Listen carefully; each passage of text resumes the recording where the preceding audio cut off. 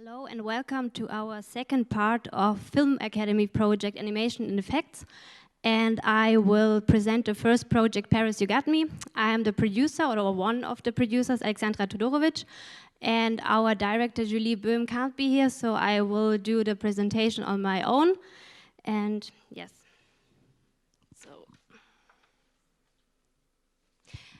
Paris, You Got Me is a 9 minutes long dance film which combines different animation elements with live action. So we shoot for 11 shooting days. And to get an impression, I will show our trailer.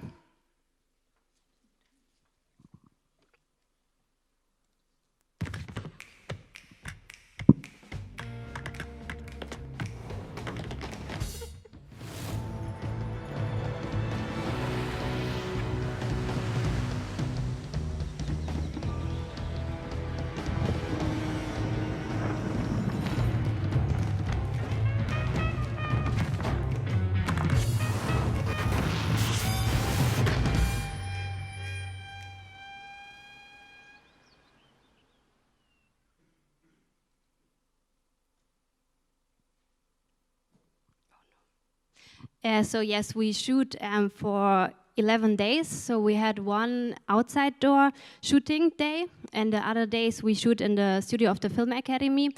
And we had a huge production building, so I will show it later in our making of video.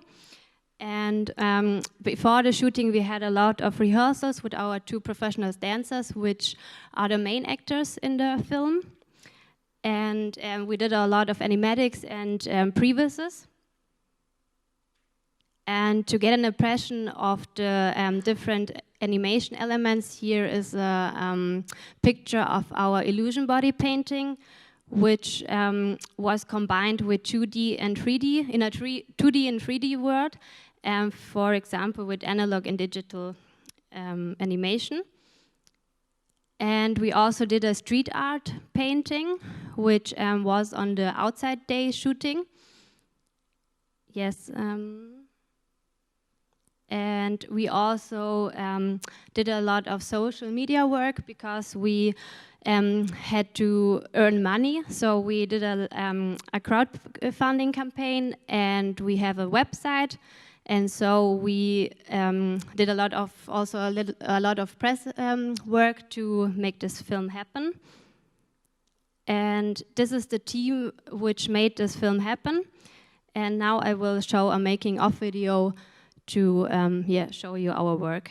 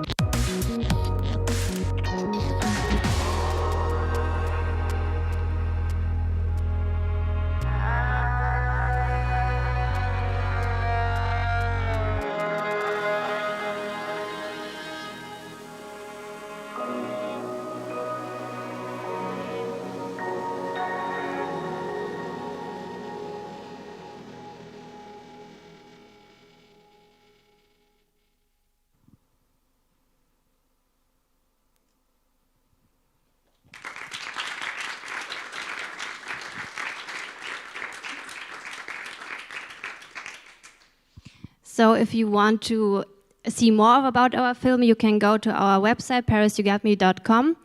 Thanks for listening, and the next project is Wall of Death.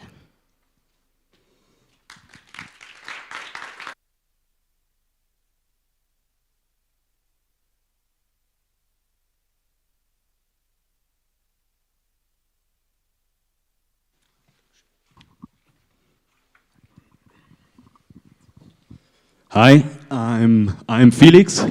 This is Helge, and we're Team Wall of Death. Wall of Death is a music video, a rock and roll music video, and it's the music by the Vibromatics. It's Helge's band, and he had the song recorded. He had an early idea for the video when he approached me, and actually he got me drunk. And I agreed, and please turn the volume up.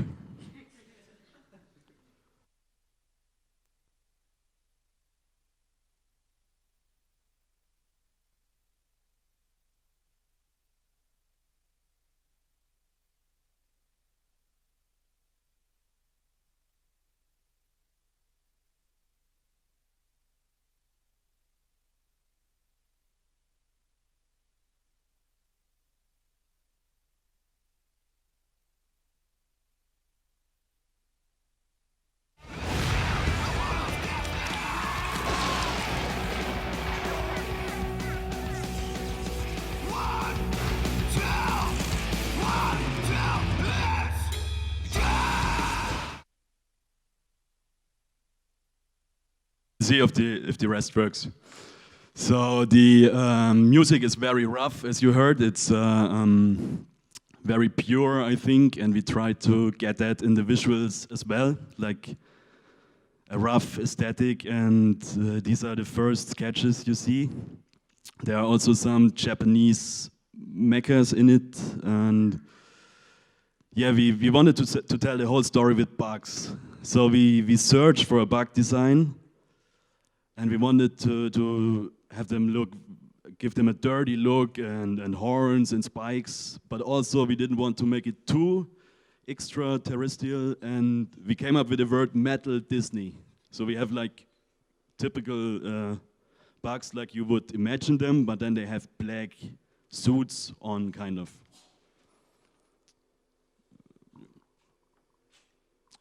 Those are the characters. We decided to have a point of view character that enters that rock and roll party, and this is the one on the left, the nerd bug, and the other ones are pure rock and roll bugs.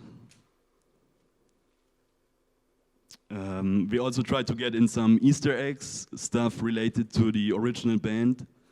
There's the skyline of their hometown. Then we gave the assets, the instruments, typical look. In the middle, you see some storyboard frames, and the premiere of the festival of the film was actually on the Vibrofest, a rock and roll festival in Speyer, and that's where the film was first shown. And the poster design is also in the Wall of Death look. So during the production, my focus was on art direction, and I did a lot of overpaints for the animation or for the sculpting of the bugs, or to get the textures really dirty and gritty, or the expressions even more extreme. And also did a 2D test, for example, for the lightning and the insect blood. And our comper did an amazing job translating that into the final look. So. Yes, I was responsible for the production part. This was the second schedule for the production. We only had 6 months for the project. So, for example, in November we did our first test shoot. Because we have to choose the pipeline as clever as possible because of the hard deadline. And we decided to make the integration in Unreal 4, so it's a real-time game engine, and combined it with motion capture. So this is our technical pipeline. On the left you see all the mocap part, and up you see the normal modeling part, and everything comes together in Unreal.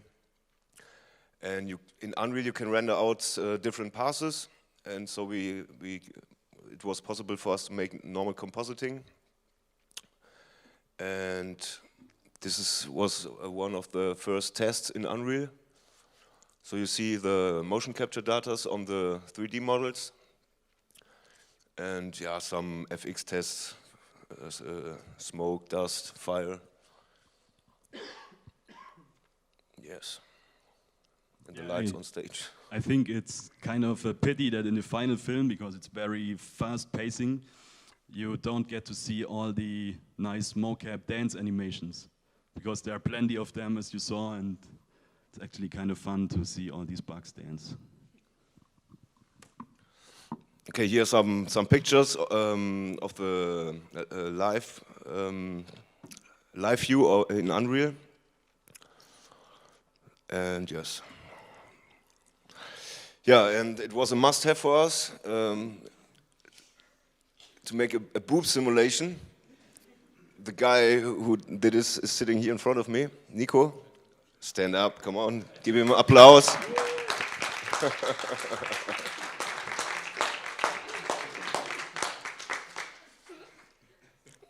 So he simulated the simulation in Maya, and we baked the simulation on joints, and then it was easier for us to import it into Unreal, because Unreal is more a friend of joint-based stuff. Not we tried it as an Alembic file, but it was too big, and yeah. So. Okay, Kameras rollen. Läuft. One of the Szene 1, Take 1. Just enjoy. Just enjoy the video. It's of the mocap shooting.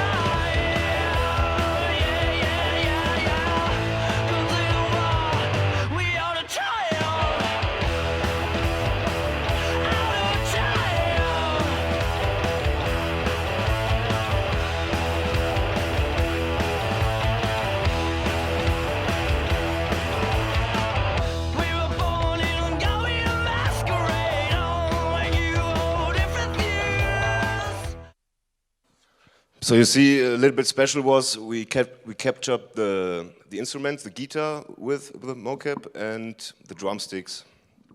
So yeah, we could use the mocap data later on.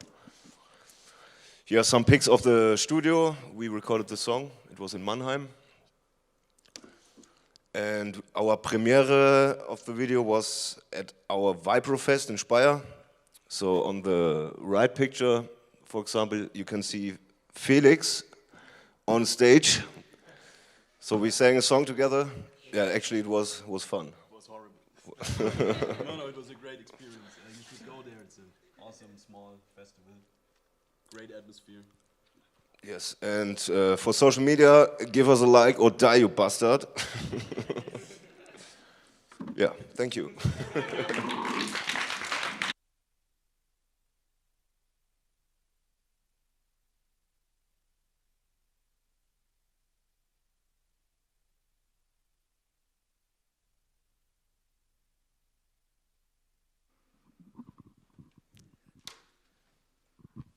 Hi, my name is Alice, and I'm here to talk about CARE, or C4RE, also known as robot.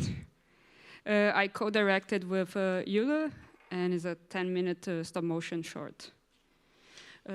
We just it started really simple and got very complicated along the way. It just started with ihre coming, do you like robots? And I said, of course. And then from that, we started reading a lot and doing a lot of research. And we just came up with this concept, like a lot of the robots being developed now are being used in hospitals or in elderly care. And we thought that was quite interesting because it's a moment you're quite vulnerable and they're wanting to put a robot there. And we thought, okay, I think this is our story. And from that on, it got quite depressive. So our look, we wanted something that the whole story is set inside this hospital. It's just a boy and the robot and his last days. And we want to create this low poly handmade look, and sort of a hand carved low poly. And for quite a while, we were developing the whole project at the CG project. And then 4 months before we had to finish, we realized we were not going to, and we switched to stop motion. And when you do that, you're in trouble, because 4 months for 10 minutes stop motion is not enough. And eventually got more time, but we didn't know that in the beginning. So this is some concept for the room, and it's sort of low poly. And we wanted everything kind of like looking if they're straight, but not really, which turned out, so our whole set, none of the lines are parallel, which was a bit of a nightmare to frame it afterwards with the camera, because you had no reference whatsoever. You never knew if the camera was upright or not. So for the boy, this is our character.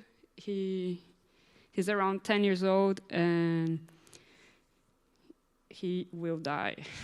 He doesn't survive the whole movie. And the challenge of building him was he needed to be, normally stop motion characters around 20 centimeters, and he needed to be quite thin to look like he was dying. And so we had to mix up some techniques. So I have a little super fast time lapse of the armature of the boy, of how we built it. The whole building process was a bit of a gambiarra thing, for whoever knows what that means, which is just me. So we just sort of improvised a bit with the time we had and the resources. So some things we did quite traditional, others we just improvised with a lot of gaffer tape and glue, but it worked. So for the character of the boy, we built 2.5. We had 2 full armatures, and there's a lot of scenes where he's laying in bed. So he didn't have legs for that one, so to make it easier. And this used to have music, and it's nicer to hear with music, but I don't want the rights, so we have to watch it like this. So basically, this is the armature of the boy, and for his face and hands, we use latex, because it was easier to get the color that we wanted. So this is not his real face. And for the robot, the challenge with the robot was he had 3 positions. He has like this standing up position, then he's sitting down, and this compact version. And luckily we had already him modeled in 3D, so we managed to 3D print a lot of his body, which was great. For his eyes, we use real LED lights. So we wanted to flick a little bit to give this impression of his always processing something, he's always thinking about something. So this is the final look of the robot. We also did 2.5. So we had 2 functional robots and a little compact one. So from the standing one to the sitting one, it was possible to do that in camera. They always could go up and down. The compact one, we had to cheat a little bit for the transformation, because that was not possible. And here's a lot of building the robot. For the sides, it was everything 3D printed, and we use a metal we glued. It's called Bolivian silver, which is not silver at all, it's just aluminum. But it made us hold the position, and then we cover with latex. And the arms is latex as well, and also his fingers. So for the fingers, we had quite a lot of replacements. As for the boys, because everything we knew it was going to break, we did like 40 or so replacements. And the hands the fingers broke all the time, and we had to keep changing them. But thankfully, the body held up until the last day of shooting, and then everything broke. But then it was okay.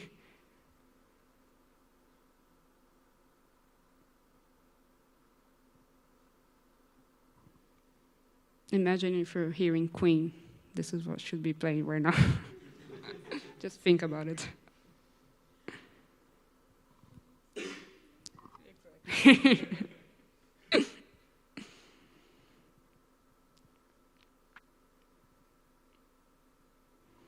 So we made it in a way we could replace, like the arms, if you broke, we could replace it and change the battery. So these are our 3 robots. And here for the building of the set, we had a lot of help. You might recognize some of those faces. They're going to come up soon. See all the hands. Nico also helped with the hands if he wants to stand up again.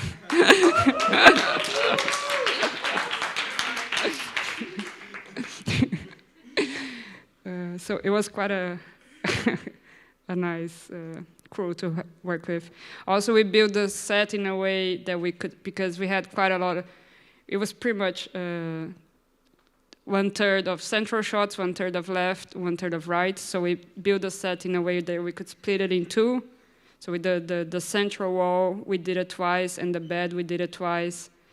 So once we finished the central ones, we could split and have an animator working only on the left side of the set and another animator only working on the right. So that gained us a bit of time. So this is I think you can see on the second photo is the 2 sets at the same time. Also, we got to work with some animators that were quite nice. For the POVs of the robot, we needed to be quite close to the ground. So instead, we could not use our Canon 5D. We had to use an iPhone 7, so we had more mobility. So we had to build this quite gambiarra, again, structure, which is a mixture of a GoPro stand with a lab jack, with a selfie stick, with wood and glue and anything we could find at the studio just to make it work. And there's a little animation making off, also without music. But think of Forrest Gump, just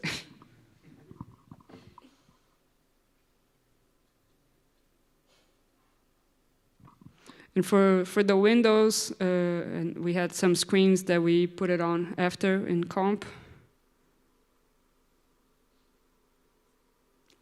So this is half of the set.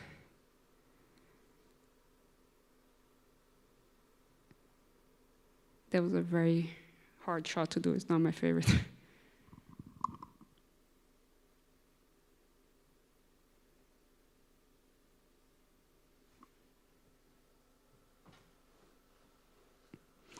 How are we with time? I have one more.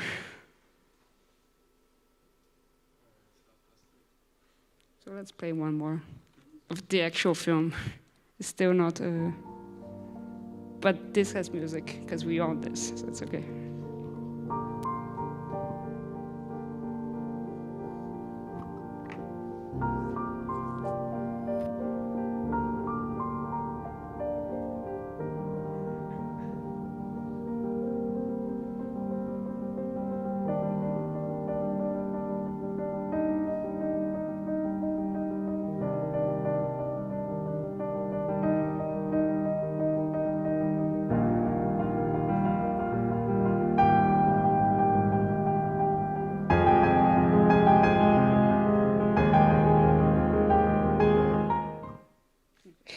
So just a taster. Now we have to come and watch as soon as we finish. Thank you very much.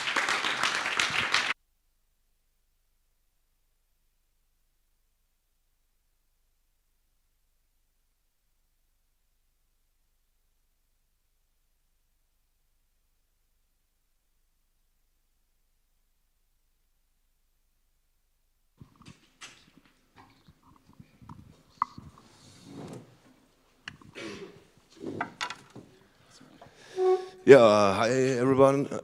We are the team Crush. This is Manuel Rebois, director and animator of Crush. My name is Helge Voller. I was the producer of the project. And it's a 2D animated movie with a duration of 1 minute. And Manuel starts now the presentation. Yeah, so for now I'm just going to play a short excerpt of the film. I mean, the whole thing is only 1 minute, but I'm going to show you like half of it, I don't know. Every glance in your eyes is a step to my demise, to my demise. Unfortunately, I can't show more because of legal reasons. Why did we decide to make this project? We had very specific things that we wanted to achieve with this film, and that was, for me, that was learning how to draw. Because normally I come from a 3D and visual effects background, but I really wanted to learn how to draw, so I wanted to make a 2D animation movie. But we also had very specific things that we did not want to achieve, which was equally as important, and that was fluid frame-by-frame animation, because I learned very early on that learning how to draw would be such a huge task in and of its own that I couldn't really afford to learn how to animate as well. And that's why we chose for this slow motion environment setting, which would eliminate the need of a lot of movement per shot in the characters. And the big inspiration for this was Robert Valley, which you can see here. You might know him from Pure Cider and Cigarettes, for which he got nominated for an Oscar last year. And he has this very unique style to animate his films. So he would only just draw one picture per shot, and then he would find very efficient ways to simulate movement, sometimes by animating the lighting or creating parallax in the shot, all kinds of different things. So the first thing we did was make a little proof of concept shot. So this was the very first sketch of the woman when she's sitting in the car. It was very important for us to do this on paper because, again, that was a learning goal to learn how to draw on paper. And then the next step was to scan this into the computer and then create some different lighting variations in Photoshop and then see if we can mix them together in compositing. So this would kind of simulate a kind of movement in the shot without actually having to animate frame-by-frame animation. I think that was actually quite a success because it does look a bit like it's moving, I don't know. So we went out to do a reference shoot so we could have something to base our drawings off. In the top left you can see the woman in the car, and we also had, if you see in the bottom right, you can see that we had the actors on a trampoline, and then they would jump and we would shoot them in mid-air, which would give them this, so they would look like they were floating, basically. Yeah, here's we did this for every shot in the movie, so if you follow it from top left to bottom right, you can see that she's in the car, she gets thrown out of the car, we see the man, they kiss, and then you didn't see that in the movie, but then she rolls onto the floor, they crash, and then they're both dead. Oh no. After that, we went into the design phase. We tried a lot of different things. For example, on the very left side, you can see we had this idea where we would draw everything with just one line, but we went away from that again. Felix Zehnder also helped with that, I think.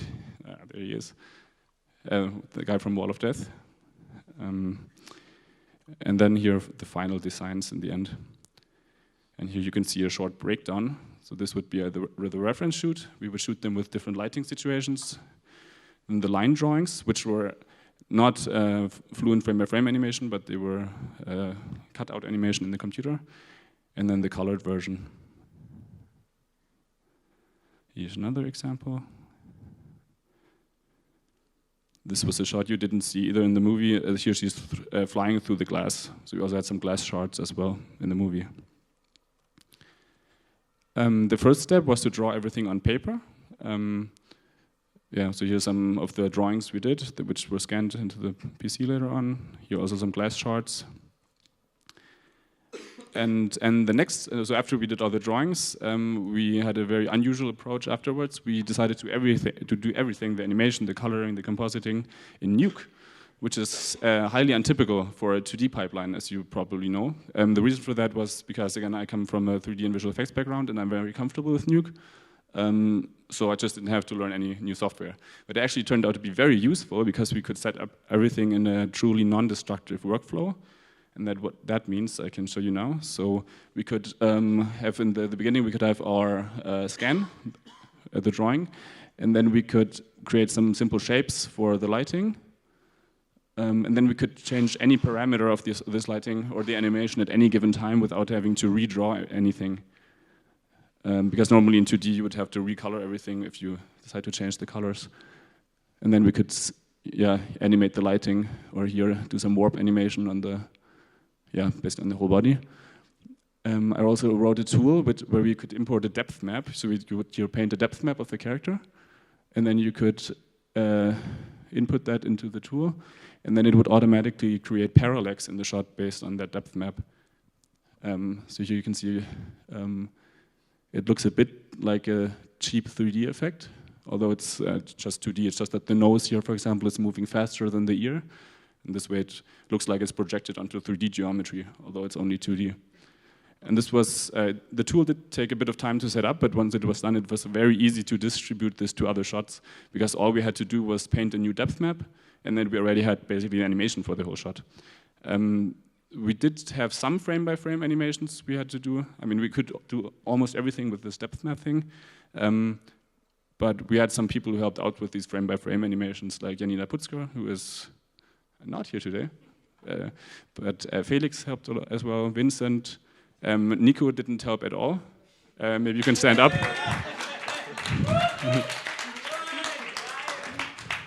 And also we have Rahmen here in the back, and he didn't help either on the project, but he's a really cool guy I met at the FMX yesterday. So thanks to Rahmen. We also had some breaking glass, and that was an interesting challenge as well. So you could see a shot with the glasses breaking. Again, we would only draw one single frame. We wouldn't do any frame-by-frame animation.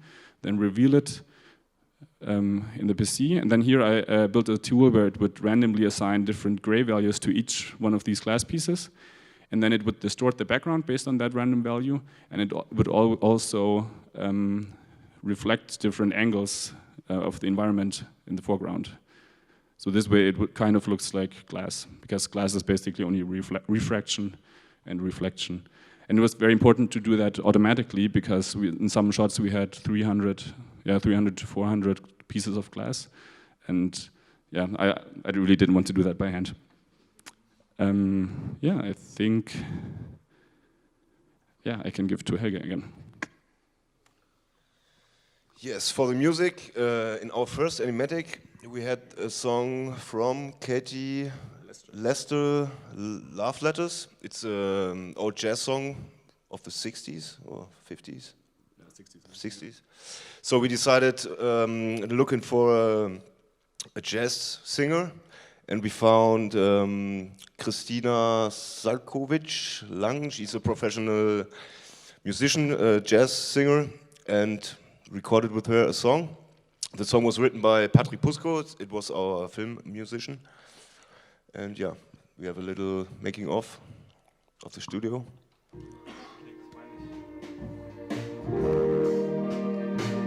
When our hearts collide, I can see things clearly so bright. Every glance in your eyes is a step to my demise, to my demise. This is Lena, our sound designer. She did the mix. Yes.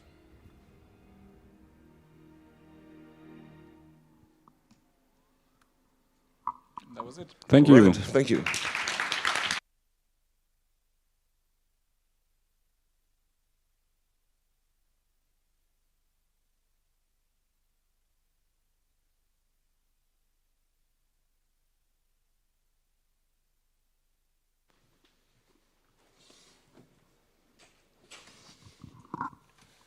So hi, my name is Helge.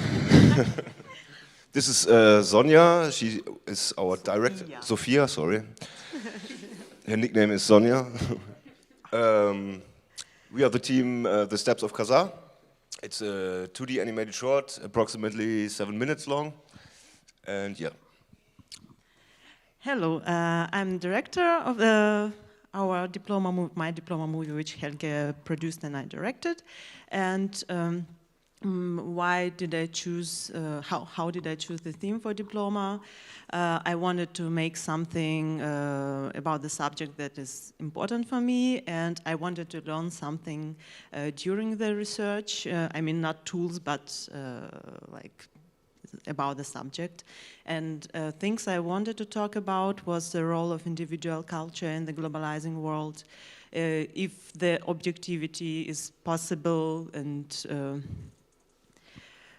also such themes as nostalgia and the idea of home. I come from Ukraine myself, and I know how it is for a small country to be surrounded by big geopolitical players and trying to keep going its own way. And we ended up taking the story from a book, Dictionary of the Khazar by Milorad Pavic, a Serbian writer, and it's about the people of Khazar who were nomadic medieval people living on the Caspian Sea, and they had their own culture and religion, but they were, due to the circumstances, the moment came in their history that they should choose one of 3 big religions, which meant at that time like political way of development. And what seemed to be a good political decision turned out to abandon Khazarian own religion and culture to become an instinct.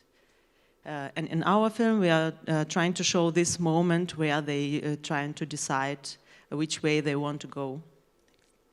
And as I said, it's based on the novel of postmodernic novel of Milorad Pavic, and that was research I wanted to do so much. I need to learn about history of the region and the situation in the world in 11th century.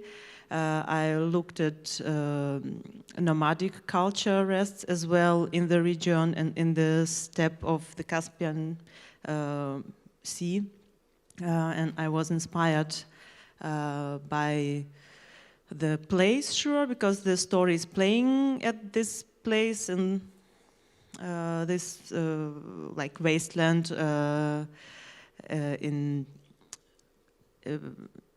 near to Caspian Sea, and here are some examples of the nomadic culture, of the rest of nomadic culture that inspired me, and during the design process I was inspired by icons as well, and here are some first sketches I did to develop the characters. They were made with pastel and charcoal on paper.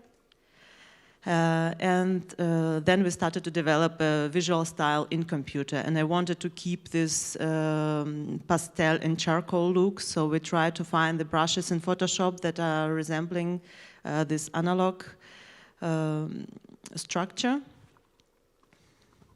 And a little bit more about characters. Our main character is a priestess. She was representing the own culture and religion, the own pagan culture of the Khazars. And she didn't have a voice in the movie. She's not introduced by speakers. And she should be magical, power, pagan, and wild. And then there was the king, the ruler of the Khazars. We never see his face in the movie. He's always turned with his back to us, and he should represent the anonymous power. And now a small, 2 small videos with that characters from the movie.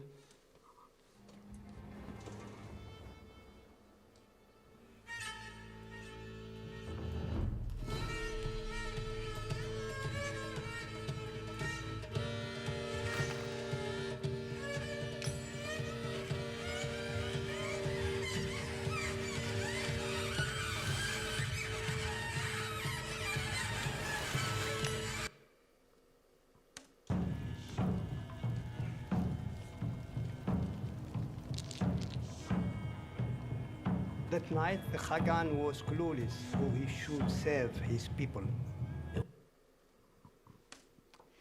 And we heard the voice. There are three speakers that are talking to us in the film, and these are the experts on the Khazarian history. One of them is Arabian expert, Jewish expert, and the Christian expert, and they all of them have a little bit different version of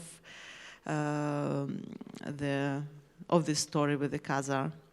And the only one thing they all agree about is that Khazars are dangerous because they are pagans and not praying to the right God. By helping the Jews. By getting involved with Muslims. By trading with Christians. The Khazars brought the wrath of God upon them. The Khazar Khaganate was attacked from all sides.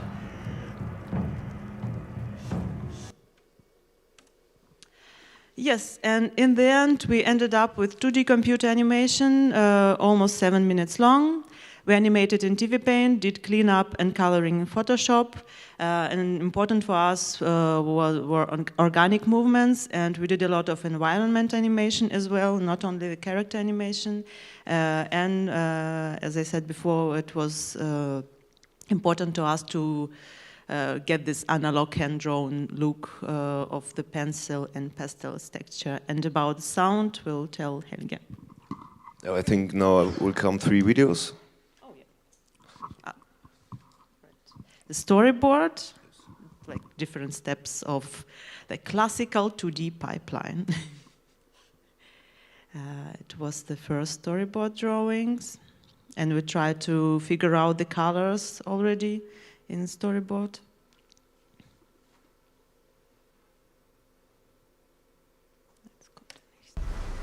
Their so-called religion. And that was the animation we did in TV Paint. Some kind of natural cult. Khazar shamans gathered salt crystals by the sea, which they needed for their pagan rituals. We had a lot of music, and we should animate movements on the rhythm of the music. And here's a part of the finished film. It was nothing more than superstition, some kind of natural cult.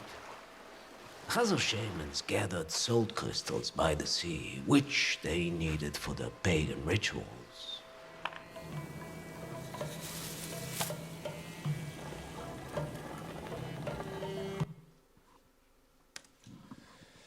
Yes, so the big challenges of this project were, for example, the story is based on a book, and we had to find the right owner. So we found out that because the author is dead, Milorad Pavic is dead, and his wife has the rights of the story. And we did a contract with her that we had an agreement to make this story, this movie. Then we had to translate the book in different historical sources into a movie language. And then another big challenge was to find 3 actors with English speakers with a Russian, Hebrew, and Arab accent. And we find Kemal Zeriat, Vladislav Krakowski, and Mark Ivanir. And they did a good job. And for the music, we found a band from the Ukraine. It's called Daka Braka. And we could use some songs of the band, and was great. Yes. Then, thank you very much. Thank you. Next project, Mind Palace.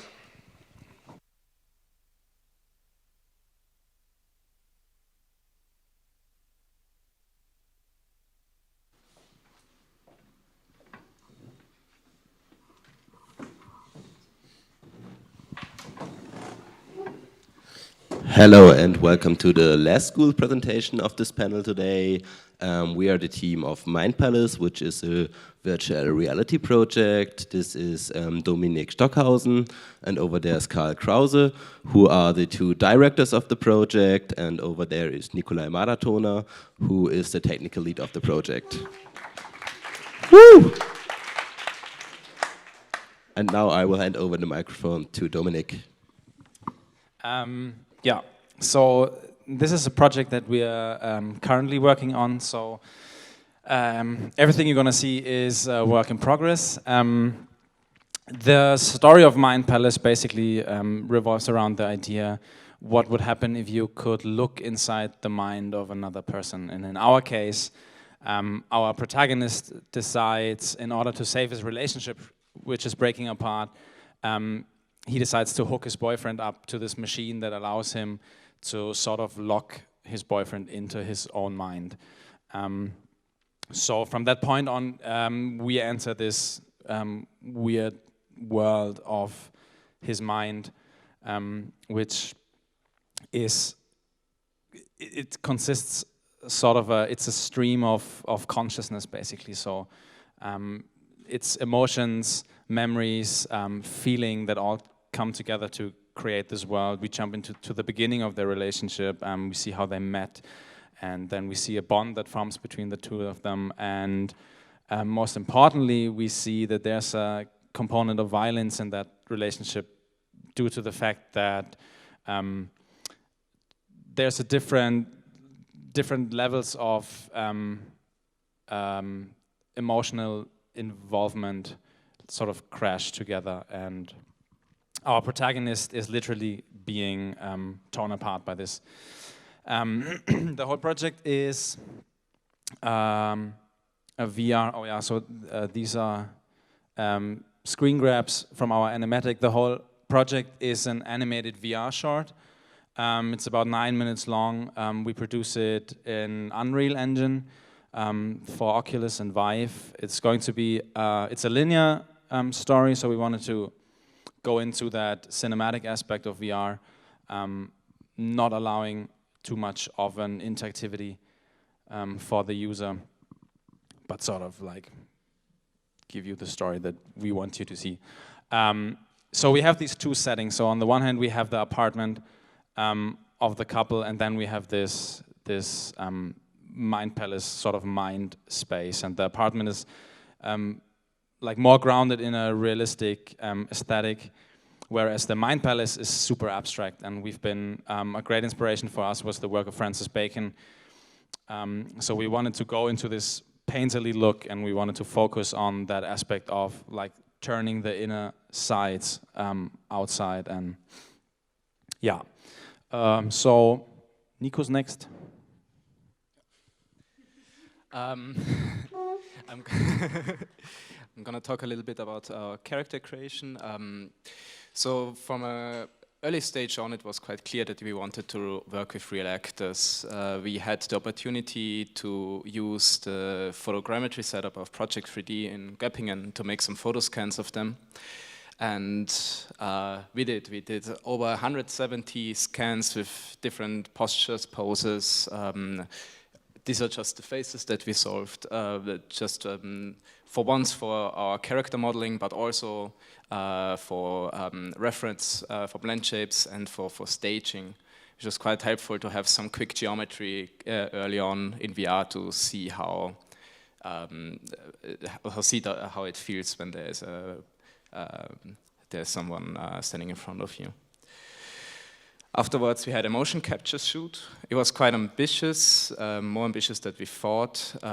We had many different settings. We had this whole sequence in the beginning that used to be close to 4 minutes long and covered a lot of space. There was a lot of interaction between the characters, interaction between them and the environment, and they're lying down, so the markers got obscured. So we had a lot of test shoots until we figured out custom marker sets for each scene. And on top of that, we also decided to use facial capturing using Face Square. Here you can see our self-made lighting setup. who would have thought that a €5 selfie light is the best option there? Yeah, so there are some impressions of the shooting. On the left, you see the parts of the motion capture shoot and how it turned out in the engine. And on the other side, what we would see from the facial capture data. We haven't solved that yet. That's part of our to-do list to finish the project. Another thing that was quite new for us, because we have never worked in a real-time engine before, was that we are quite limited in terms of rigging and all of that stuff. So we chose to go a complete joint and blend shape based rigging route and tried to get as much deformation out of there as possible without getting into any heavy deformers, etc. Yes.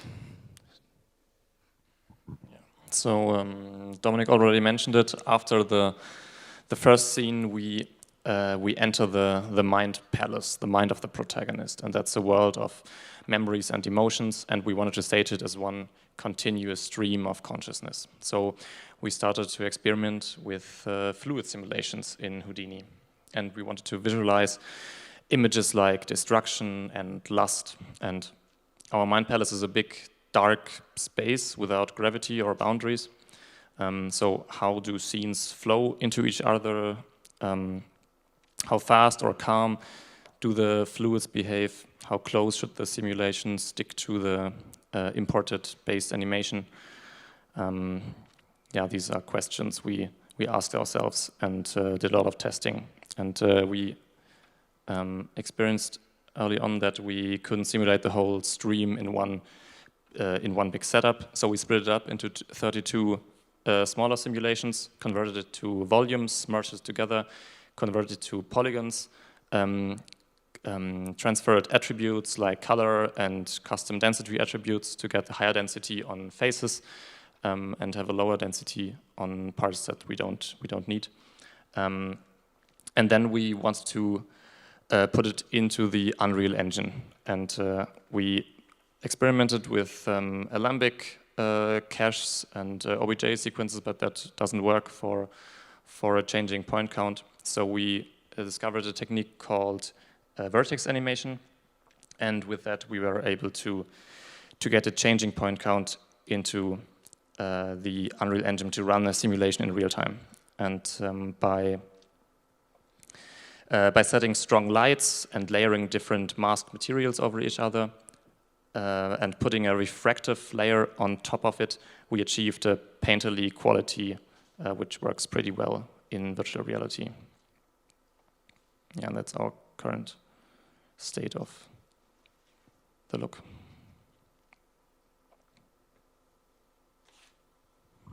So if you're interested in supporting our project in any way, you can just drop me an email or give me a call.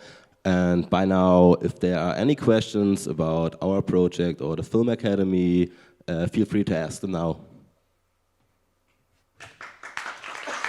Thank you.